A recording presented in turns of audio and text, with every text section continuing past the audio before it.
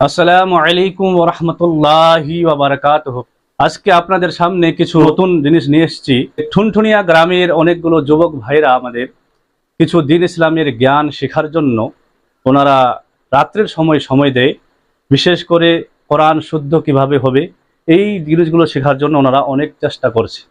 ওর সাথে সাথে ওনারা আরেকটি জিনিসের শেখার উদ্যোগ নিয়েছে, সেটা হলো যে বিশেষ করে আমরা হলো মুসলিম হিসাবে আমাদের যা প্রয়োজনীয় জিনিস সেগুলো আমাদেরকে শিখতে হবে। অনেকগুলো জিনিস আছে ওর মধ্যে, যে সে মাসলো মাসাইল, গোসল করব, সে গোসলের ফরাইজ, গোসলের নিয়ম, এবং তারপরে যে অনেকগুলো আমাদের আহলে সুন্নত ওয়াল জামাতের যে মামুলাত আছে, যেরকম আমরা নবীকে ইলমে গায়েব জানি, হাজির ও নাজির, আর মিলাদ মাহফিল করে থাকি, বিভিন্ন জিনিস, এইগুলো জিনিস নিয়ে বিশেষ করে আমাদের যুবক ভাই যারা আহলে সুন্নত ওয়াল জামাতের অনুসারী, ওনাদেরকে এই বিষয়ের উপরে কিছু হাদিস তাদেরকে আমি নোট করে দেবো, যাতে ওনার নোট কাপি নিয়ে আসে, সেখানে লিখে ওনারা ফির ওখানে মুখস্থ করে ওনারা আসবে। এটার জন্য যে যখন আপনি কিতাব তো অনেকগুলো আছে, এই কিতাবের মধ্যে অনেকগুলো যখন আপনি দিবেন তো পড়তে ওটা মন চাই না। যে কোনো যখন ওস্তাদের সামনে কাছে পড়বে তো অবশ্যই যখন ওনার ওস্তাদ লিখিয়ে দিবে ওই নোট কাপিতে ওটা মুখস্থ করার চেষ্টা করবে। এই জন্য এই উদ্দেশ্য আমি এই যুবক ভাইদেরকে আমি শেখাবার চেষ্টা করছি।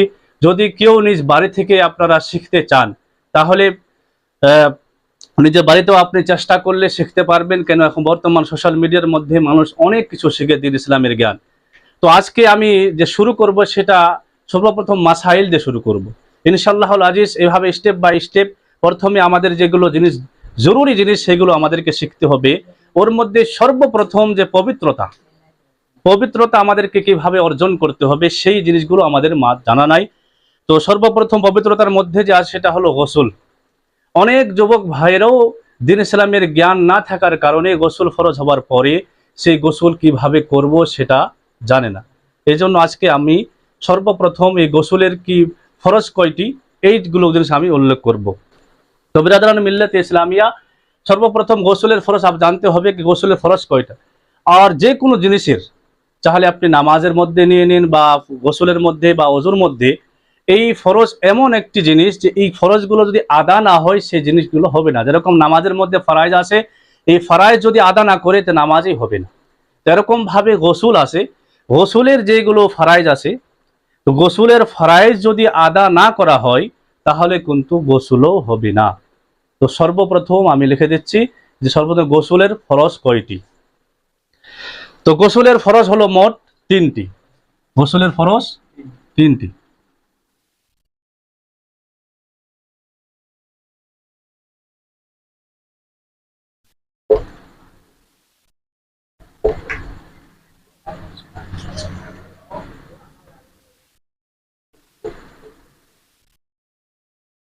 এ হলো গোসলের ফরজ। গোসলের ফরজ কয়টি? তিনটি। তো সর্বপ্রথম হলো এক নম্বর, গোসলের মধ্যে যে এক নম্বর ফরজ যেটা হবে সেটা হলো কুল্লি করা। সর্বপ্রথম কুল্লি করতে হবে।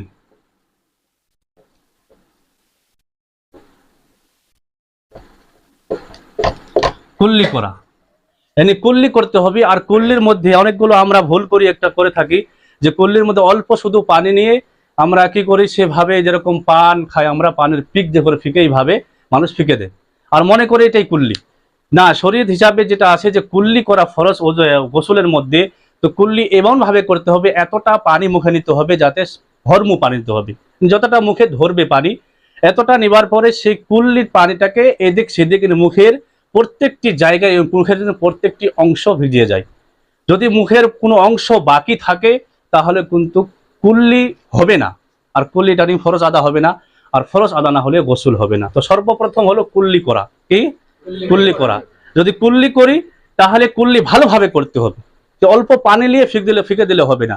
ভালোভাবে কুল্লি করে ভিতরে যতগুলো জিভার উপরে বা নিচের অংশগুলো আছে যে, বা দাঁতের মাসুরা পর্যন্ত, কণ্ঠনালীর নরম হস্যা পর্যন্ত সেটাকে ভালোভাবে কি করতে হবে, পানি পৌঁছাতেই হবে। প্রথম হলো কি কুল্লি করা। দ্বিতীয় নম্বর হলো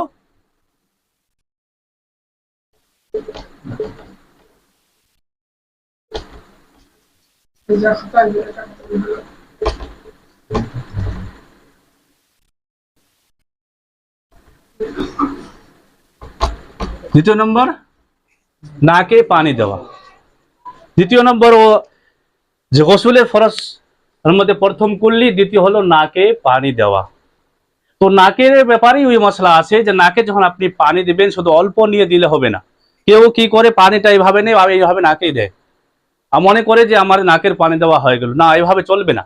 পানি কিভাবে দিতে হবে? পানি আপনি নেবেন, ভালোভাবে পানি নিয়ে যদি নাকের মধ্যে কোনো ময়লা থাকে সেই ময়লাটাকে বের করে আবার পানি ভালোভাবে দেওয়ার পরে এই যে আছে এই বাম হাতটা, এই বাম হাতের যে আঙ্গুলটা আছে, যাকে আমরা কেনি আঙ্গুল নিজের ভাষায় বলে, এই আঙ্গুল দিয়ে ভালোভাবে নাকের মধ্যে প্রবেশ করে তারপরে যে নরম হাড্ডি আছে, নাকের যে নরম হাড্ডি আছে, এই নরম হাড্ডি পর্যন্ত ভালোভাবে পানি পৌঁছাতেই হবে।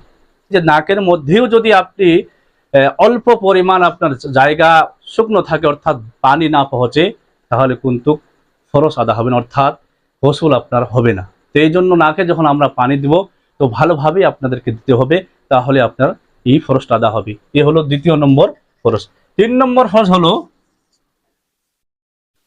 সারা শরীরে পানি প্রবাহিত করা। মানে 3 নম্বর যে আছে,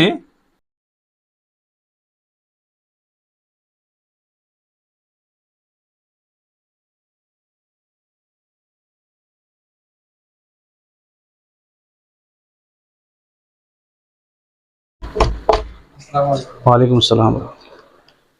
তো 3 নম্বর হলো সারা শরীরে পানি প্রবাহিত করা। মানে মাথা থেকে পা পর্যন্ত আপনার প্রত্যেকটি জায়গার মধ্যে পানি প্রবাহিত করতে হবে। প্রবাহিত একটা আছে, একটা হলো ভিজানো আর একটা হলো প্রবাহিত। পানি বহে দিতে হবে।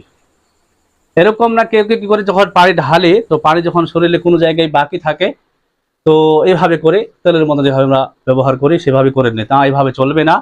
পানি এরকম ভাবে আপনাকে শরীরে ঢালতে হবে যাতে শরীরের প্রত্যেকটি জায়গায়, শরীরের যে প্রত্যেকটি চামড়ার উপরে পানিটা বহে চলে যায়।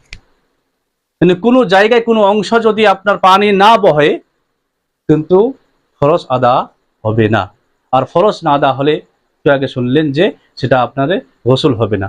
তো এই জন্য এই 3টা জিনিস, গোসলের এই 3টা জিনিস, বিশেষ করে গোসলের সময় এই 3টা জিনিস ধ্যান দিয়ে, খেয়াল দিয়ে, সতর্কতার সাথে ভালোভাবে একদম এইগুলো দিন আদা করতে হবে। গোসল ফরজ যদি হয়, এই গোসল ফরজের যে গোসলের মধ্যে 3টা ফরজ আছে, এই 3টা ফরজ কিন্তু আদা করতে হবে। এর মধ্যে একটাও বাদ গেলে সেটা হবে না। তা আশা করি আপনারা ভালোভাবে বুঝতে পারবেন।